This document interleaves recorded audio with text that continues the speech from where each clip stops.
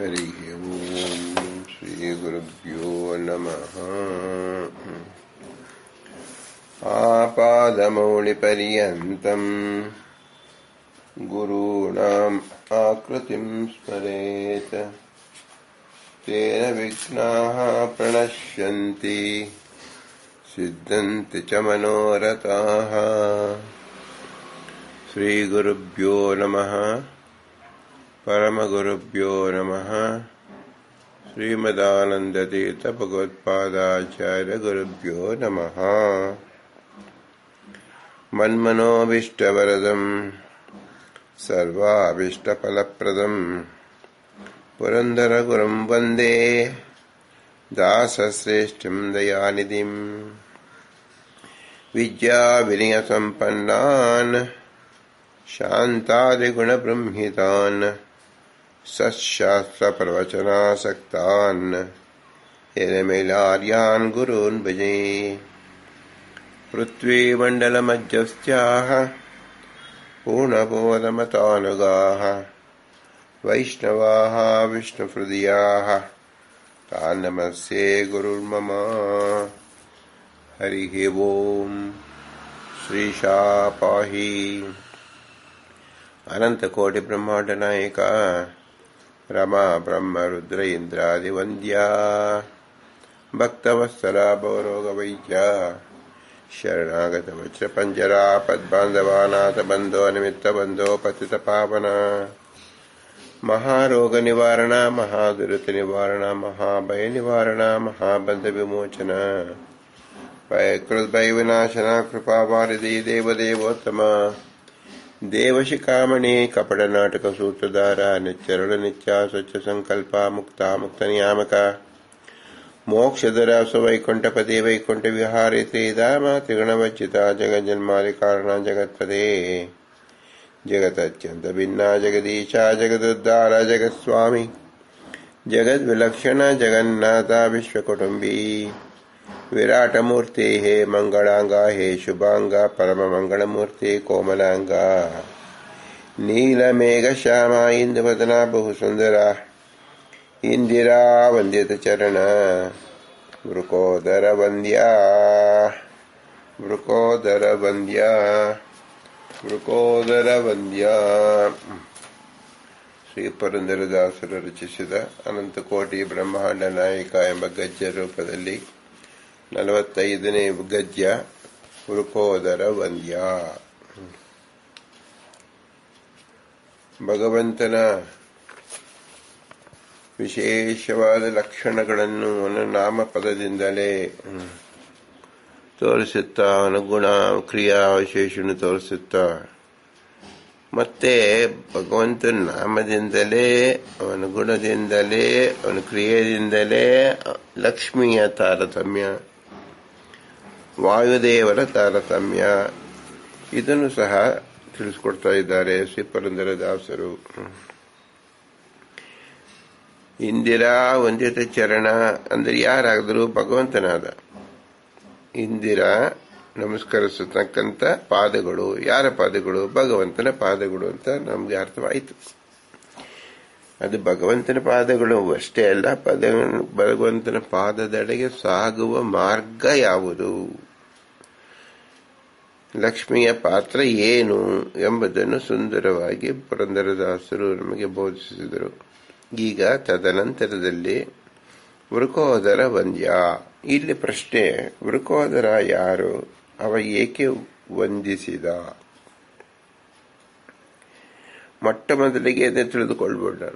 ಭಗವಂತನನ್ನ ಆಶ್ರಯಿಸಿರುವ ಅತಿ ಶ್ರೇಷ್ಠ ಜೀವರು ಅಂದ್ರೆ ಯಾರು? ಮಹಾಲಕ್ಷ್ಮೀ ದೇವಿಯರು. ಅವರು ನಿತ್ಯ ಮುಕ್ತಳು, ಅವಳಲ್ಲಿ ಯಾವ ದೋಷವೂ ಇಲ್ಲ, ಅವಳು ಯಾವ ಸಾಧನೆ ಮಾಡೋ ಅವಶ್ಯಕತೆಯೇ ಇಲ್ಲ. ಆದರೂ ಭಗವಂತನ ಎದುರು ಶ್ರೀ ಮಹಾಲಕ್ಷ್ಮೀ ದೇವಿ ಕೇವಲ ಅಲ್ಪಳು, ಅಸ್ವತಂತ್ರಳು, ಪರಾಧೀನಳು.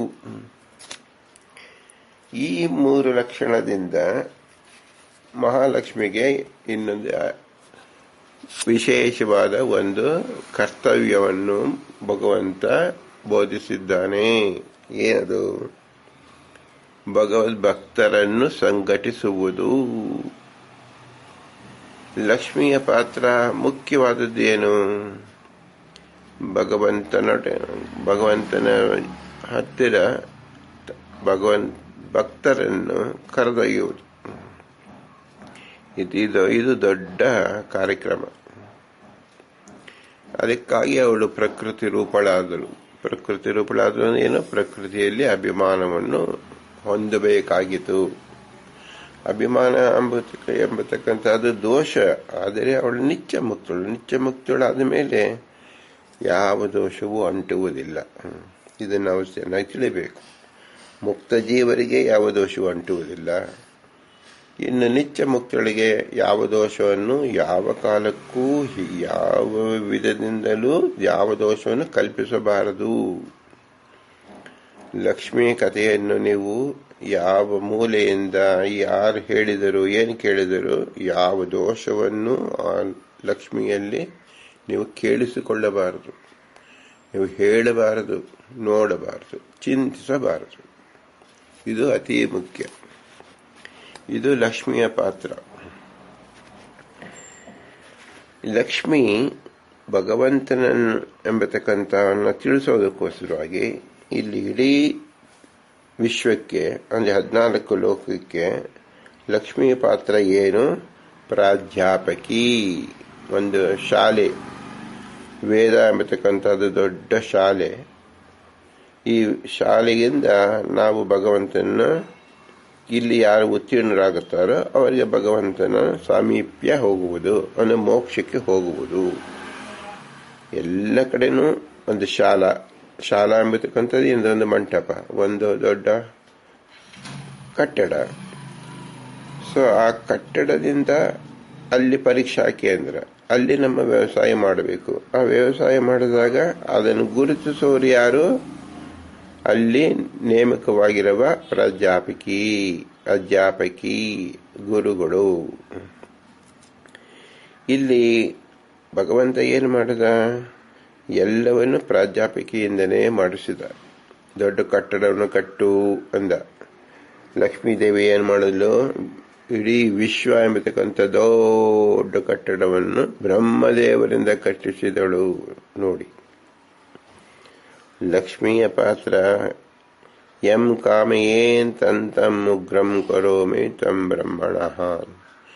ಅವಳು ಇಚ್ಛಾಪಟ್ಟ ವ್ಯಕ್ತಿ ಅಂದರೆ ಯಾವ ಅದೃಷ್ಟ ಭಾಗ್ಯಶಾಲಿನೋ, ಯಾರು ಯೋಗ್ಯತೆಯಲ್ಲಿ ಅತಿ ಉತ್ತಮವಾಗಿರ್ತಾರೋ ಅಂತ ಜೀವನನ್ನು ಆರಿಸಿ ಬ್ರಹ್ಮನ ಪಟ್ಟವನ್ನು ಕೊಡುತ್ತಾಳೆ.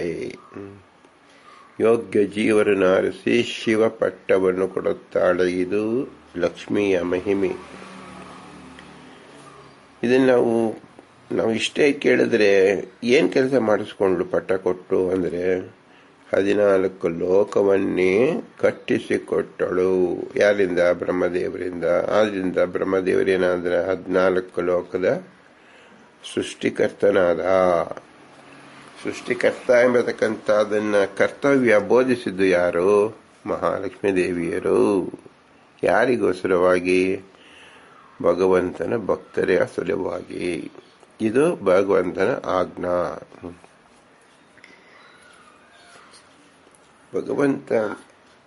ಭಗವಂತನ ಮನೆ ಯಾವುದು?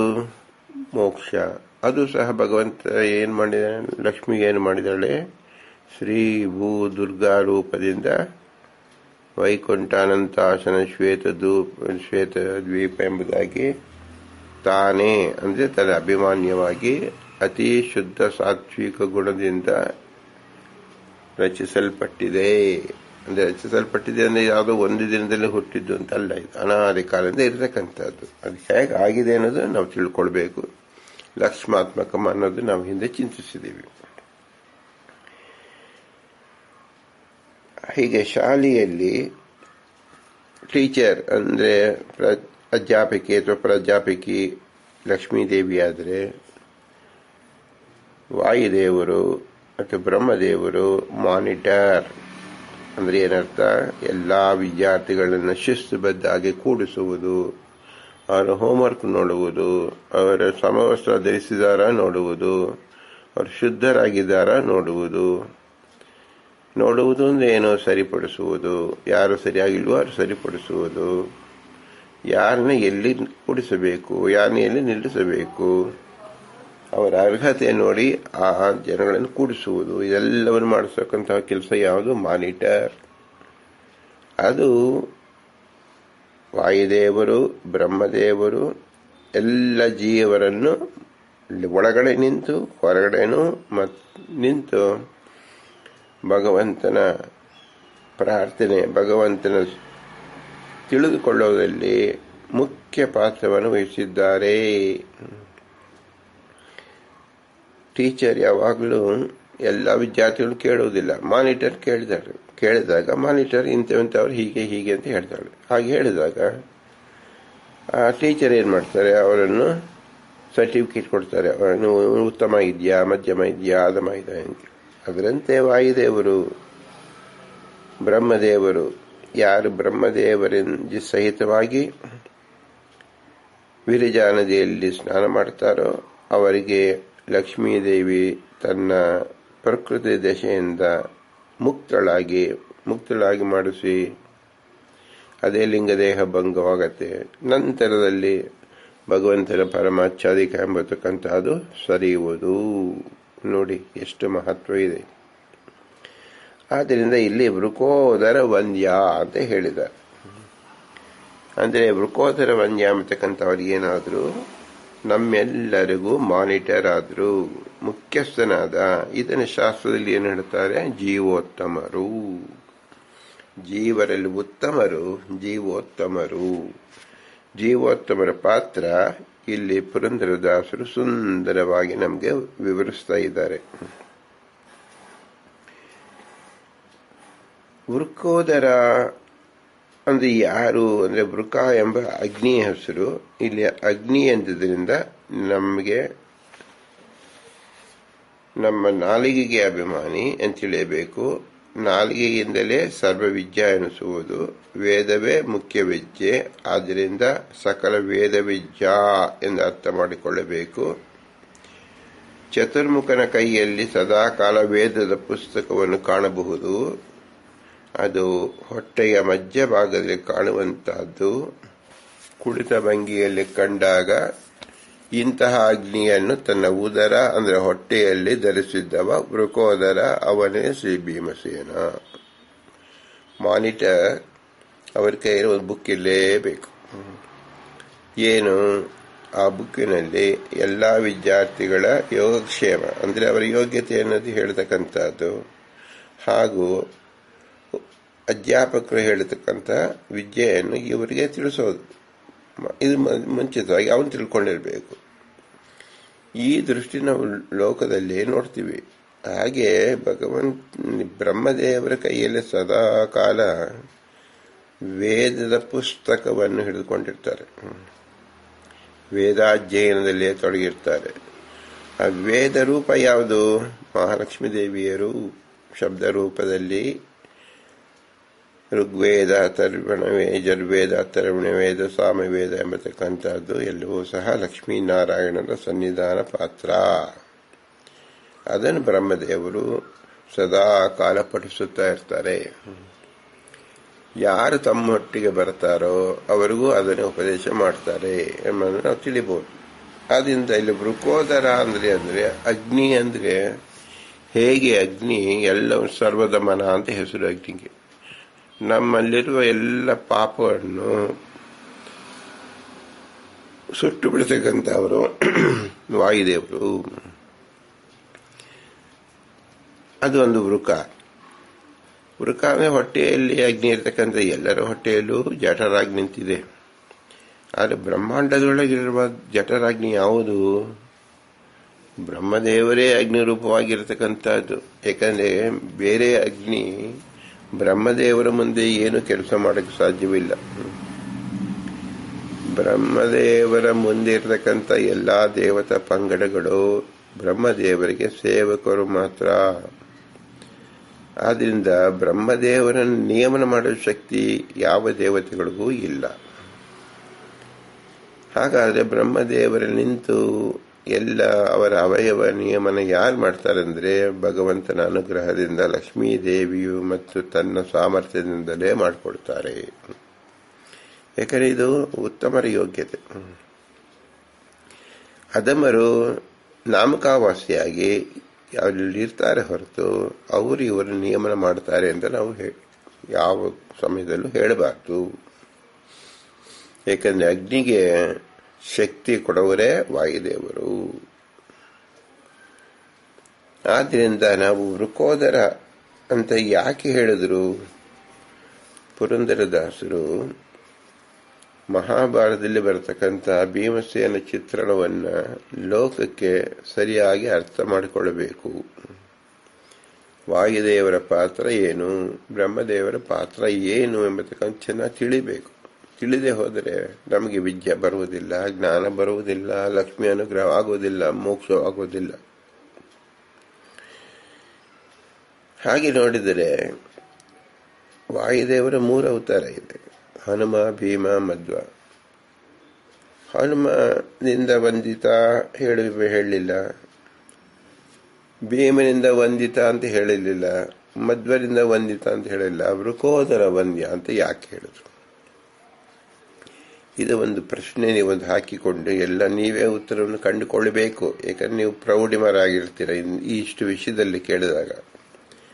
ಆದರೂ ನಿಮ್ಮ ಚಿಂತನೆಗೆ ನೆನಪಿಗೋಸ್ಕರವಾಗಿ ಮತ್ತೆ ಹೇಳ್ತಾ ಇದ್ದೀವಿ ನೋಡಿ. ವಾಯುದೇವರು ಸರ್ವೋತ್ತಮರು. ಅವರು ಹನುಮ, ಭೀಮ, ಮಧ್ವಾವತಾರ ಮಾಡಿದಾಗ ಆಶ್ರಮಗಳನ್ನು ಬೇರೆ ಬೇರೆ ಆಶ್ರಮದಲ್ಲಿ ಇದ್ದು ಬೇರೆ ಬೇರೆ ಜನಗಳನ್ನು ಪ್ರೋತ್ಸಾಹ ಮಾಡಿ ಬೇರೆ ಬೇರೆ ವಿದ್ಯೆಗಳನ್ನು ಪ್ರಸಾರ ಮಾಡಿದರು. ಹನುಮಂತನಾಗಿದ್ದಾಗ ಒಟುವಾಗಿದ್ದ. ಅವನು ಬ್ರಹ್ಮಚಾರಿಯೇ ಮತ್ತು ವೇದ ಶ್ರವಣ ಮಾಡಿ ವೇದ ಅಧ್ಯಯನ ಮಾಡಿಸುವುದು, ವೇದಾಂತ ಪಾಠವನ್ನು ಮಾಡುವುದು ಮತ್ತು ಭಗವಂತನ ಆರಾಧನೆ ಮಾಡುವುದರಲ್ಲೇ ಮಗ್ನರಾಗಿದ್ದ. ಕಿಂಪುರುಷ ಕಾಂಡದಲ್ಲಿ ಅಜ್ಜಾಪಿ ಶ್ರೀರಾಮನ ಭಜನೆಯನ್ನು ಮಾಡುತ್ತಾ ಇರುತ್ತಾನೆ ಚಿರಂಜೀವಿಯಾದ ಹನುಮಂತ.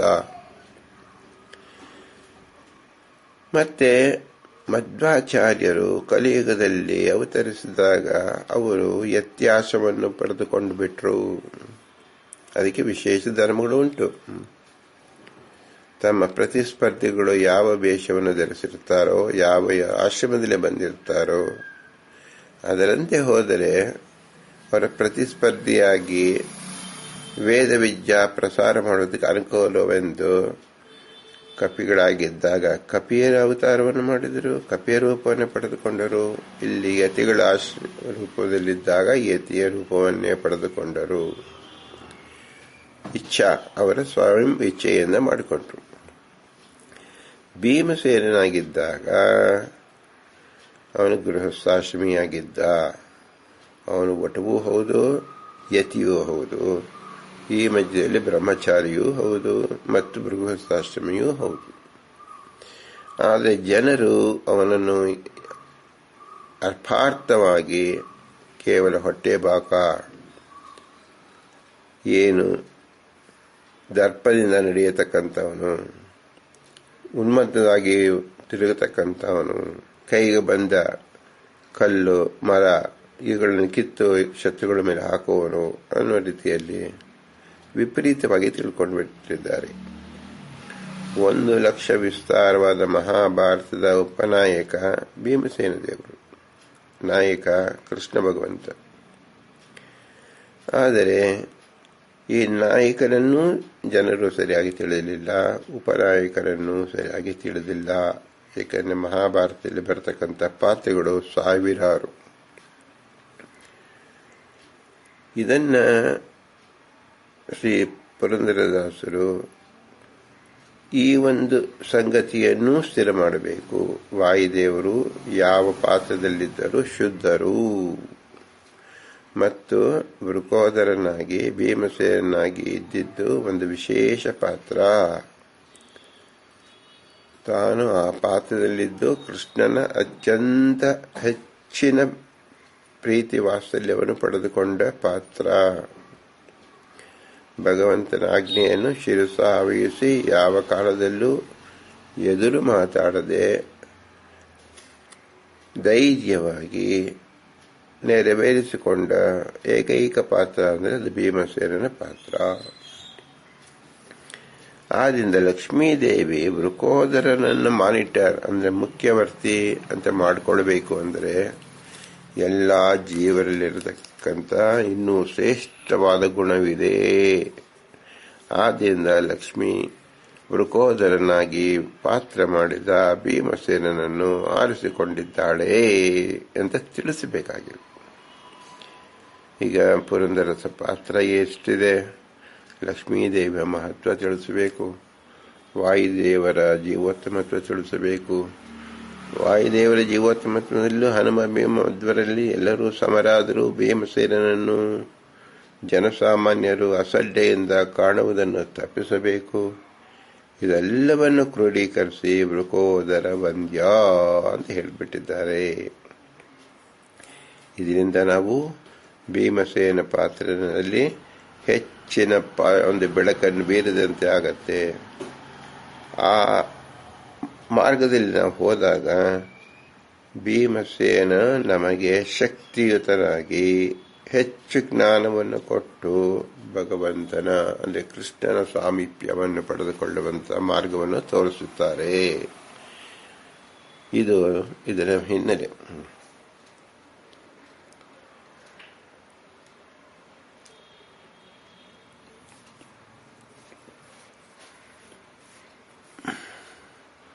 ಈ ಹಿಂದೆ ಶ್ರೀ ಮಹಾಲಕ್ಷ್ಮೀ ದೇವಿಯಿಂದ ವಂದಿತ ಭಗವಂತ ಎಂದು ತಿಳಿಸಿದೆವು. ಈಗ ಶ್ರೀ ವಾಯುದೇವರು ಭಗವಂತನನ್ನು ವಂದಿಸುತ್ತಾರೆ ಎಂಬ ತಾರತಮ್ಯೋಕ್ತವಾಗಿ ಶ್ರೀ ಪುರಂದರದಾಸರು ಉಪದೇಶಿಸುತ್ತಿದ್ದಾರೆ ಎಂಬುದು ಮಹತ್ವದ ವಿಷಯ. ಭಗವಂತನ ಬಲತೊಡೆಯ ಮೇಲೆ ವಿರಾಜಮಾನನಾದ ಶ್ರೀ ಮುಖ್ಯ ಪ್ರಾಣನು ತ್ರೇತಾಯುಗದಲ್ಲಿ ಹನುಮನಾಗಿ, ದ್ವಾಪರೆಯಲ್ಲಿ ಭೀಮಸೇನನಾಗಿ, ಕಲಿಯುಗದಲ್ಲಿ ಶ್ರೀ ಮಧ್ವಾಚಾರ್ಯರಾಗಿ ಅವತರಿಸಿದರು. ಸದಾ ಎರಡು ಕೈಗಳನ್ನು ಜೋಡಿಸಿ ರಾಮಸೇವಾ ನಿರತರಾದ ಶ್ರೀ ಹನುಮಂತನು ಶ್ರೀ ಭೀಮಸೇನನಾದಾಗ ಅಬ್ಬರಿಸುವ ಹುಲಿಯಂತೆ ದೈತ್ಯರ ಸಂಹಾರ, ಮರ ಗಿಡ ರೂಪದಲ್ಲಿರುವ ನರ ರೂಪದಲ್ಲಿರಲಿ, ವನಚರರಾಗಿರಲಿ, ದೇಶ ಆಳುವ ರಾಜರೇ ಆಗಿರಲಿ, ಅವರನ್ನು ಗುರುತಿಸಿ ಸದೆ ಬಡಿಯುವುದು ಅದೇ ವೃತ್ತಿ ಮಾಡಿಕೊಂಡಿದ್ದ. ಇದು ಮಾನಿಟರ್ ಜಾಬ್. ವಿದ್ಯಾರ್ಥಿಗಳು ಹೋಂವರ್ಕ್ ಮಾಡದೇ ಇದ್ದರೆ, ಹರಿದಾಗಿ ಹಾಕಿಕೊಂಡಿದ್ದರೆ, ತಲೆಯನ್ನು ಸರಿಯಾಗಿ ಬಾಚಿಕೊಂಡಿಲ್ಲದೆ ಹೋದರೆ ಏನ್ ಮಾಡಬೇಕು ಮಾನಿಟರ್? ಆ ವಿದ್ಯಾರ್ಥಿಗಳು ತಿದ್ದಬೇಕು. ಈ ಪಾತ್ರ ಮಾಡಿದವನು ಯಾರು? ಭೀಮಸೇನ. ಹರಿಭಕ್ತರು ಎಲ್ಲೇ ಅಡಗಿದ್ದರೂ ಅವರನ್ನು ಹೊರತರಬೇಕು. ಹರಿದ್ವೇಷಿಗಳು ಎಷ್ಟೇ ಮೆರೆಯುತ್ತಿದ್ದರೂ ಅವರನ್ನು ಹುಟ್ಟಡಗಿಸಬೇಕು. ಇದು ಮಾಡಿದ ಕೆಲಸ ಭೀಮಸೇನ ಪಾತ್ರದಲ್ಲಿ. ದೈತ್ಯರ ಸಂಹಾರ ಮಾಡುವಾಗ ದೈತ್ಯರು ಏನು ಮಾಡಿದ್ರು, ಕಳ್ಳರು ಹೇಗೆ ಪೊಲೀಸರು ಬಂದಾಗ ಅವಿತುಕೊಳ್ಳುತ್ತಾರೋ ಅಥವಾ ಬೇರೆ ವೇಷಾಂತರ ಧರಿಸುತ್ತಾರೋ, ಹಾಗೆ ದೈತ್ಯರುಗಳು ಭೀಮಸೇನ ಮುಂದೆ ಏನ್ ಮಾಡ್ಬಿಟ್ರು, ಮರದ ರೂಪದಲ್ಲಿ, ಗಿಡದ ರೂಪದಲ್ಲಿ ನಿಂತುಕೊಂಡ್ಬಿಟ್ರು. ಇವನು ಇರುವ ತನಕ ನಾವು ಗಿಡ ರೂಪದಲ್ಲೇ ಇದ್ಬೇಡ, ಮರ ರೂಪದಲ್ಲೇ ಇದ್ಬೇಡ, ಆಮೇಲೆ ನಮ್ಮ ನಿಜ ರೂಪದಲ್ಲಿ ಹೊರಗೆ ಬಂದು ಎಲ್ಲರನ್ನು ಸಂಹಾರ ಮಾಡೋಣ, ಲೋಕವನ್ನು ಸಂಹಾರ ಮಾಡೋಣ ಅಂತ ಹೇಳಿ ಅವರು ಯೋಚಿಸಿದರು. ಆದರೆ ಭೀಮಸೇನ ಏನ್ ಮಾಡದ, ಯಾರ್ಯಾರು ಹಾಗೆ ಮರ ರೂಪದಲ್ಲಿ ನಿಂತಿದ್ರೋ ಕೆಳಗಡೆ ಇರತಕ್ಕಂಥ ಒಂದು ಬುಡದ ಒಂದು ಅಂಗವೂ ಇಲ್ಲದಂತೆ ಬುಡ ಸಹಿತವಾಗಿ ಕಿತ್ತು ಹಾಕಿದ ಭೀಮಸೇನ. ಈ ಚಿತ್ರಣ ಯಾರಿಗೆ ತಿಳಿಯುತ್ತೆ? ಯಾರು ಆಮೂಲಾಗ್ರವಾಗಿ ತಿಳಿದಿರ್ತಾರೋ, ಅಂದರೆ ಯಾವ ದೈತ್ಯರು ತಾವು ಮರವಾಗಿ ಯೋಚನೆ ಮಾಡಿದ್ದು, ಮರವಾಗಿ ಬೆಳೆದಿದ್ದು, ಎಷ್ಟು ವರ್ಷಗಳ ಹಿಂದೆ ಅವರು ತಪಸ್ಸು ಮಾಡಿ ಬೆಳೆದಿದ್ದು ಎಲ್ಲವನ್ನು ಯಾರಿಗೂ ಗೊತ್ತಿರುತ್ತೆ, ಅವ್ರು ಮಾತ್ರ ಮಾಡೋಕ್ಕೆ ಸಾಧ್ಯ. ಹೇಗೆ ಮಾನಿಟರ್ ಜಾಬ ಹೇಗೋ ಹಾಗೆ ಇದನ್ನ ಅರಿತವನು ಯಾರು? ವಾಯುದೇವರು, ಜೀವೋತ್ತಮರು. ಅವನು ಭೀಮಸೇನ ಪಾತ್ರದಲ್ಲಿದ್ದಾಗ ವೃಕೋದರನಾಗಿ ಈ ಒಂದು ಮುಖ್ಯ ಪಾತ್ರವನ್ನು, ಈ ಕೆಲಸವನ್ನು ಮಾಡಿದ. ಮರಗಿಡದಲ್ಲಿದ್ದ ರೂಪದಲ್ಲಿದ್ದ ದೈತ್ಯರನ್ನ ಸಂಹರಿಸಿದ. ಅವನು ಕೇವಲ ತನ್ನ ಬರಿಗೈಯಿಂದ ಸಾವಿರಾರು ದೊಡ್ಡ ದೊಡ್ಡ ಮರಗಳನ್ನ, ಸಾವಿರಾರು ವರ್ಷದಿಂದ ನಿಂತಿದ್ದ ಮರಗಳನ್ನ ಕ್ಷಣ ಮಾತ್ರದಲ್ಲಿ ಬುಡಮೇಲು ಮಾಡಿದ. ಅಷ್ಟೇ ಅಲ್ಲ, ಅದನ್ನೇ ಉಪಯೋಗಿಸಿಕೊಂಡು ಇತರ ದೈತ್ಯರನ್ನು ಸಂಹರಿಸಿದ. ಅಷ್ಟೇ ಅಲ್ಲ, ಅದನ್ನು ಸಜ್ಜನರು ಸದುಪಯೋಗ ಮಾಡಿಕೊಳ್ಳಲಿ ಅಂತ ಹೇಳಿ ವಿವಿಧ ರೀತಿಯಲ್ಲಿ ಸಹಾಯ ಮಾಡಿದ. ಹೀಗೆ ಒಂದೇ ಕಾರ್ಯವನ್ನು ನಾನಾ ರೀತಿಯಲ್ಲಿ ಉಪಯೋಗವಾಗಬೇಕು. ಲೋಕ ಶಿಕ್ಷಣವಾಗಬೇಕು, ಲೋಕ ರಕ್ಷಣೆ ಆಗಬೇಕು, ಭಕ್ತರ ರಕ್ಷಣೆ ಆಗಬೇಕು ಮತ್ತು ದೈತ್ಯ ಸಂಹಾರವಾಗಬೇಕು. ಇಷ್ಟು 4 ಕಾರ್ಯವನ್ನು ಒಂದು ಮರ ಬುಡ ಮೇಲು ಮಾಡಿದ್ದರಿಂದ ಆಯಿತು. ಇದರ ಪ್ರಜ್ಞೆ ಉಳಿದವರಿಗೆ ಏನು ತಿಳಿಯೋದೇ ಇಲ್ಲ. ತಿಳಿದಿದ್ದ ಜನ ಏನ್ ಮಾಡ್ತಾರೆ, ಇವನು ಹುಂಬಕತನದಿಂದ ಗಿಡಗಳನ್ನ ಕಿತ್ತು ಹಾಕ್ತಾ ಇದ್ದಾನೆ ಅಂತ ಅನ್ಕೋತಾರೆ. ಅದು ಎಂತಹ ಗಿಡ, ಅದು ಸ್ವರೂಪ ಏನು, ಇವರಿಗೇನು ಗೊತ್ತು? ಏಕೆಂದ್ರೆ ಇವರ ಜ್ಞಾನ ಅಷ್ಟೇ. ಆದ್ರಿಂದ ಇದನ್ನು ಪುರಂದರದಾಸರು ಪರಿಚಯ ಮಾಡಿಸಿ ವೃಕೋದರನ ಭೀಮಸೇನ ಅತಿ ಉತ್ತಮವಾದ ಜ್ಞಾನದ ಮಟ್ಟ ಹೇಗಿದೆ ಎಂಬತಕ್ಕಂಥದ್ದನ್ನು ಇಲ್ಲಿ ತಿಳಿಸುತ್ತಿದ್ದಾರೆ. ಇನ್ನು ಕೆಲವರು ಏನ್ ಮಾಡುದು, ನರರೂಪದಲ್ಲಿ ಬಂದರು ದೈತ್ಯರು, ಅವರನ್ನು ಸಂಹರಿಸಿದ. ಇನ್ನು ಕೆಲವರು ವನಚರರಾಗಿ ಬಂದರು, ಇನ್ನು ಕೆಲವು ರಾಜರೇ ಆಗಿದ್ರು. ಇವರೆಲ್ಲರನ್ನೂ ಸಹ ಸಂಹಾರ ಮಾಡಿದವನು ಭೀಮಸೇನ. ಕಲಿಯುಗದಲ್ಲಿ ಯತಿರೂಪದಲ್ಲಿದ್ದ ದುಷ್ಟರನ್ನು ತಮ್ಮ ವಾಕ್ ಸಾಮರ್ಥ್ಯದಿಂದಲೇ ಧೂಳಿಪಟ ಮಾಡಿದ ಶ್ರೀಮಧ್ವಾಚಾರ್ಯರು ಜ್ಞಾನ ಮುದ್ರಾ ಹಾಗೂ ವಿಜಯ ಮುದ್ರಿಕೆ ತೋರಿದವರು. ನೋಡಿ, ಆ ಮುದ್ರಿಕೆಯಿಂದಲೇ ನಾವು ಇವರ ಯೋಗ್ಯತೆಯನ್ನು ತಿಳ್ಕೊಳ್ಳಬೇಕು. ಜೀವೋತ್ತಮರು ಎಂಬತಕ್ಕಂಥದ್ದನ್ನು ಭೀಮಸೇನ ಕೃತಿಯಿಂದ ತಿಳ್ಕೊಳ್ಳಿರಿ. ಹನುಮಂತನ ಅವನ ಕ್ರೀಡಾ ವಿಶೇಷದಿಂದ, ಸೇವಾ ದಾಸ್ಯ ಭಾವದಿಂದಲೇ ತಿಳ್ಕೊಳ್ಳಿ. ಹೀಗೆ ಬಕ್ಕುತ ಜನರಿಗೆ ತಿಳಿಸ್ಕೋಸ್ಕರವಾಗಿ ಲಕ್ಷ್ಮೀ ದೇವಿಯ ಆದೇಶದಂತೆ ವಾಯುದೇವರು ವರ್ತಿಸುತ್ತಾರೆ. ಇದು ನಮಗೆ ಪಾಠವಾಗಬೇಕು. ಈ ಪಾಠವಾಗೋಕ್ಕೋಸ್ಕರವಾಗಿ ಪುರಂದರದಾಸರು ವೃಕೋದರ ವಂದ್ಯ ಅಂತೇಳಿ ಇಲ್ಲಿ ತಿಳಿಸ್ಕೊಂಡಿದ್ದಾರೆ. ಶ್ರೀ ಭೀಮಸೇನ ವೃಕೋದರ ಎನಿಸಿದರು. ಹನುಮ ಮಧ್ವರಂತೆ ಹರಿಸೇವಾ ದುರಂಧರನಾಗಿ ಆಯಾ ಕಾಲಕ್ಕೆ ತಕ್ಕಂತೆ ಸೇವಾರೂಪವನ್ನು ತಾಳಿದವನು, ಸೇವಾರೂಪವನ್ನು ತಿಳಿದವನು, ಸೇವಾರೂಪವನ್ನು ತಿಳಿಸಿದವನು. ಅಣ್ಣ ತಮ್ಮಂದರಿಗೆ, ಧರ್ಮರಾಜ ಅರ್ಜುನನಿಗೆ ಕೈ ಜೋಡಿಸುವುದು ಎಷ್ಟು ಮುಖ್ಯವೋ ಅದೇ ಕೈಯಿಂದ ವಿಷ್ಣು ದ್ರೋಹಿಗಳನ್ನು ಬಗೆಯುವುದು ವಿಷ್ಣು ಪೂಜೆಯೇ ಎಂದು ತೋರಿಸಿಕೊಟ್ಟವನು ವೃಕೋದರ ಭೀಮಸೇನ. ಅಂದ್ರೆ ವಿಷ್ಣು ಪೂಜಾ ಅಂದ್ರೆ ಏನು? ಕೇವಲ ಸ್ನಾನ ಮಾಡಿ ಮಡಿಯಲ್ಲಿ ತುಳಸಿ ಅರ್ಚನೆ ಮಾಡುವುದು ಅಷ್ಟೇ ಅಲ್ಲ, ವಿಷ್ಣು ದ್ವೇಷಿಗಳನ್ನು ಸದೆಬಡಿಯುವುದು ಅತ್ಯಂತ ಶ್ರೇಷ್ಠವಾದ ವಿಷ್ಣು ಪೂಜೆ. ಇದನ್ನು ತ್ರಿವಿಕ್ರಮ ಪಂಡಿತಾಚಾರ್ಯ ವಾಯುಸ್ತುತಿಯಲ್ಲಿ ಹೇಳಿದ್ದಾರೆ. ಜರಾಸಂಧನನ್ನು ಸಾಯಿಸಿದ್ದು ಶ್ರೇಷ್ಠ ಪೂಜೆಯೋ ಅಥವಾ ಭೀಮಸೇನ ಮಾಡಿದ ಮಹಾ ದೊಡ್ಡ ಯಾಜ್ಞ ಹೋಮ ಅದು ದೊಡ್ಡ ಪೂಜೆಯೋ ಅಂದರೆ ಜರಾಸಂಧನನ್ನು ಸಂಹರಿಸಿದ್ದೇ ಭಗವಂತನಿಗೆ ಅತಿ ಶ್ರೇಷ್ಠವಾದದ್ದು ಅಂತ ಹೇಳಿ ತಿಳಿಸಿದ್ದಾರೆ. ಶ್ರೀ ಪುರಂದರದಾಸರು ಹರಿಸರ್ವೋತ್ತಮ ಜ್ಞಾನ ಹೇಗೆ ಅವಶ್ಯಕವೋ ಹಾಗೆಯೇ ವಾಯುಜೀವೋತ್ತಮತ್ವ ಜ್ಞಾನವೂ ಮೋಕ್ಷ ಸಾಧಕ. ಜೀವರಿಗೆ ಇದು ಅತ್ಯವಶ್ಯಕ ಎಂಬುದನ್ನು ನಿರ್ಧರಿಸಲು ವೃಕೋದರ ವಂದ್ಯ ಎಂಬ ಶಬ್ದದಿಂದ ಭಗವಂತನಿಗೆ ಅತ್ಯಂತ ಪ್ರೀತಿಪಾತ್ರರಾದ ವಾಯುದೇವರ ಭಕ್ತಿಯನ್ನು ತೋರಿಸಿದ್ದಾರೆ.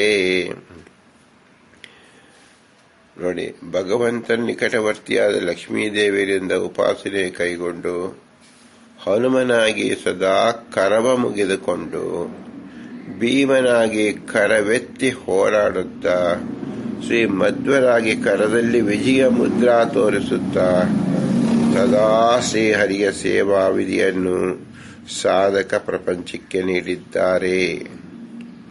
ವೃಕ ಎಂಬ ಅಗ್ನಿ ಮುಖ್ಯವಾಗಿ ವಾಯುದೇವರೇ ಆಗಿದ್ದಾರೆ. ಭಗವಂತ ಹಾಗೂ ಶ್ರೀ ಮಹಾಲಕ್ಷ್ಮೀ ದೇವರಿಗೆ ಅಚ್ಛಿನ್ನ ಭಕ್ತರು ಹಾಗೂ ಶ್ರೇಷ್ಠ ಗುರು, ಶ್ರೇಷ್ಠ ಶಿಷ್ಯರ ಪರಿಚಯ ದಾಸರು ಇಲ್ಲಿ ಪರಿಚಯಿಸಿದ್ದಾರೆ. ಶ್ರೀ ಮಹಾಲಕ್ಷ್ಮೀ ದೇವ ಉಪದೇಶದಿಂದ ಶ್ರೀ ವಾಯುದೇವರು ಸರ್ವತ್ರ ಸದಾ ಭಗವಂತನ ಸಂಪರ್ಕದಲ್ಲೇ ಇರುವಂತಾಗಿ ಅವರ ಕರ ಎಂದೆಂದೂ ಜೋಡಿಸಿಯೇ ಇರುವುದನ್ನು ನಾವು ಇಂದಿಗೂ ಕಾಣಬಹುದಾಗಿದೆ. ಅದೇ ಹನುಮನ ಪ್ರತಿಮಾ. ಘಂಟಾ ರೂಪದಲ್ಲಿ ಇಂತಹ ನಿತ್ಯ ಸತ್ಯ ಸಂದೇಶವನ್ನು ದಾಸರು ನಮಗಾಗಿ ಉಪದೇಶಿಸಿದ್ದಾರೆ. ಇಲ್ಲಿ ವೃಕ ಎಂಬುದು ಅಗ್ನಿ ಎಂದುದರಿಂದ ಭಗವಂತನನ್ನು ಅಗ್ನಿಮುಖದಲ್ಲಿ ದಿನಗಟ್ಟಲೆ ಆರಾಧಿಸಬಹುದು ಎಂಬ ಸಂಕೇತವನ್ನು ನೀಡಿದ್ದಾರೆ. ಇಲ್ಲಿ ಇನ್ನೂ ಒಂದು ವಿಶೇಷವನ್ನು ನಾವು ಏನು ತಿಳಿಯಬೇಕು ಅಂದರೆ, ಹನುಮನಾಗಿದ್ದಾಗ ಹನುಮನ ಬಾಲಕ್ಕೆ ಗಂಟೆಯನ್ನು ಕಟ್ಟಿದಂತಹ ವಿಗ್ರಹಗಳನ್ನು ಕಲಿಯುಗದಲ್ಲಿ ಶ್ರೀ ವ್ಯಾಸತೀರ್ಥರು ಸ್ಥಾಪಿಸಿದರು. ಇದರ್ಥವೇನು? ಹನುಮ ಯಾವಾಗಲೂ ರಾಮ ಭಜನೆಯಲ್ಲಿ ನಿರತನಾಗಿದ್ದ. ಅಂದರೆ ಅವನು ಪೂಜೆ ಮಾಡಬೇಕು, ಸದಾ ಕಾಲ ಅವನು ವಿಷ್ಣುವಿನ ಪೂಜೆಯಲ್ಲೇ ಇದ್ದ. ಪೂಜೆಯಲ್ಲಿ ಮುಖ್ಯವಾಗಿ ಏನು ಬೇಕು? ಒಂದು ಗಂಟೆ ಬೇಕು, ಆರಾಧನೆ ಮಾಡಲು ಆರತಿ ಬೇಕು, ಪೂಜೆ ಮಾಡಲು ಮತ್ತು ತುಳಸಿ ಪುಷ್ಪಗಳು ಬೇಕು, ಹಾಗೆ ತಾಳ ಮೇಳ ಗಂಟೆಯಲ್ಲೂ ಬೇಕು. ಇಲ್ಲಿ ಕೇವಲ ತಾಳವನ್ನು ತಟ್ಟುತ್ತಾ ಇದ್ದಾಗ ಗಂಟೆ ಬಾರಿಸಲಿಲ್ವೇನು? ಬಾರಿಸಿದರು. ಹಾಗಾದರೆ ಹನುಮಂತನಿಗೆ ಎಷ್ಟು ಕೈಗಳಿತ್ತು? 2 ಕೈ ಇದ್ದರೂ ಅನಂತ ಹಸ್ತಗಳನ್ನು ಅವನು ಪಡೆದುಕೊಳ್ಳಬಹುದು. ವಾಯುದೇವರಿಗೆ 330 ಕೋಟಿ ರೂಪಗಳು ಇದೆ. 330 ಕೋಟಿ ರೂಪದಿಂದ ಶ್ರೀಹರಿಯ ಸೇವೆಯನ್ನು ಮಾಡುತ್ತಾರೆ. ಇದನ್ನು ಎಲ್ಲ ಜನರು ನೋಡುವಂತೆ ಅವರು ಮಾಡುವುದಿಲ್ಲ, ಸಜ್ಜನರಿಗೆ ಮಾತ್ರ ಅರಿವಾಗಬೇಕು. ಯಾಕಂದ್ರೆ 330 ಕೋಟಿ ವಿವಿಧ ವಾದ್ಯ, ತಾಳಿ, ಭೇದ, ಪುಷ್ಪಗಳು, ಇತರ ಎಲ್ಲ ಪರಿಚಾರಕಿಗಳು ಪ್ರತಿಯೊಂದು ರೂಪದಿಂದಲೂ ಮಾಡಿರುತ್ತಾರೆ. ಅದನ್ನು ಉದಾಹರಣೆಗೆ ಕೇವಲ ತನ್ನನ್ನು ಹೊತ್ತುಕೊಂಡು ಹೋಗಿದ್ದು ಹನುಮನಾಗಿ ರಾಮದೇವರನ್ನು ತನ್ನ ಮೇಲೆ ಕೂಡಿಸಿಕೊಂಡಿದ್ದು ತಾನೇ ವಾಹನ, ವಾಯುವಾಹನ ಎಂದು ಯಾವ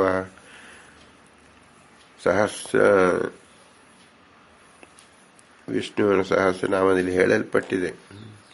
ತಾನೇ ವಾಹನನಾಗಿ ಭಗವಂತನ ಸೇವೆ ಮಾಡಿದವರನ್ನು ನೀವು ಕೇಳಿದ್ದೀರೇನು ಯಾರಾದರೂ? ಲಕ್ಷ್ಮೀ ತಾನೇ ಸೇವಕರಾಗುತ್ತಾರೆ ಅಂತ ಹೇಳಿದ್ದಾರೆ. ಅದರಂತೆ ವಾಯುವಾಹನ ತನ್ನ ಮೇಲೆಯೇ ಭಗವಂತನು ಕೂಡಿಸಿಕೊಂಡು ಮೆರೆದಂತ ಶ್ರೇಷ್ಠ ಜೀವೋತ್ತಮರು ವಾಯುದೇವರು.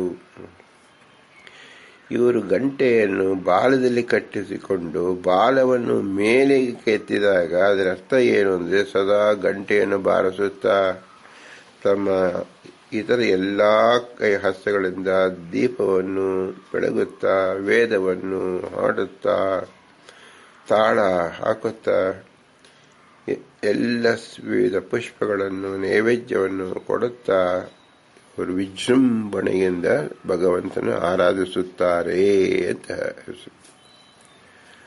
ಆದ್ದರಿಂದ ಆಂಜನೇಯ ಅಂದ್ರೆ ಹನುಮಂತನಲ್ಲಿ ಎಷ್ಟು ರೋಮಗಳಿದೆಯೋ ಅಷ್ಟು ರೂಪಗಳಿಂದ ಶ್ರೀರಾಮಚಂದ್ರನನ್ನು ಆರಾಧಿಸುತ್ತಿದ್ದರು.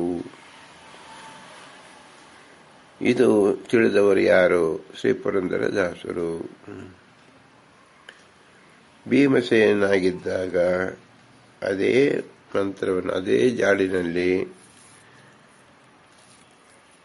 ದೈತ್ಯ ಸಂಹಾರಕ್ಕಾಸುರವಾಗಿ ಜರಾಸಂತ ಅತ್ಯಂತ ಶ್ರೇಷ್ಠ ಬಲ ಇದ್ದರೂ ಸಹ ಅಂಥವನನ್ನ ಕೃಷ್ಣನ ಎದರೆ 2 ಸೀಳು ಹಾಕಿ ತಮ್ಮ ದಿವ್ಯ ಸಾಮರ್ಥ್ಯವನ್ನು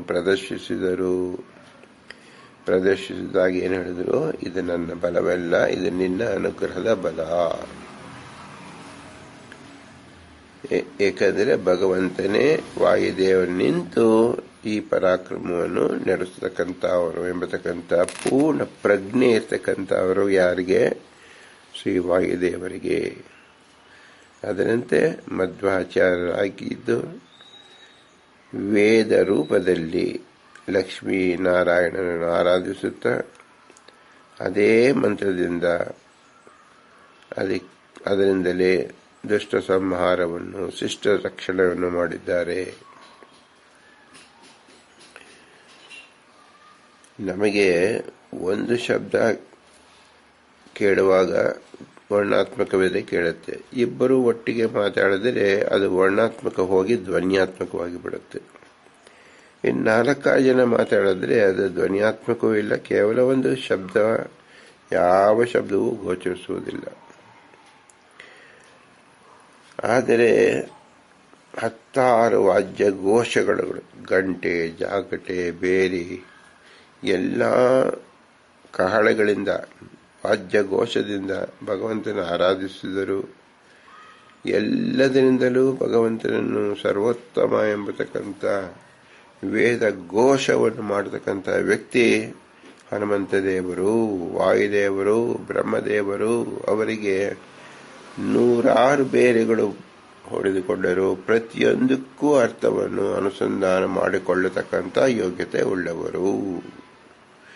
ಇದನ್ನು ತೋರಿಸೋಕ್ಕೋಸ್ಕರವಾಗಿ ವಾಯುದೇವರ ಬಾಲದಲ್ಲಿ ಗಂಟೆಯನ್ನು ಕಟ್ಟಿರುತ್ತಾರೆ.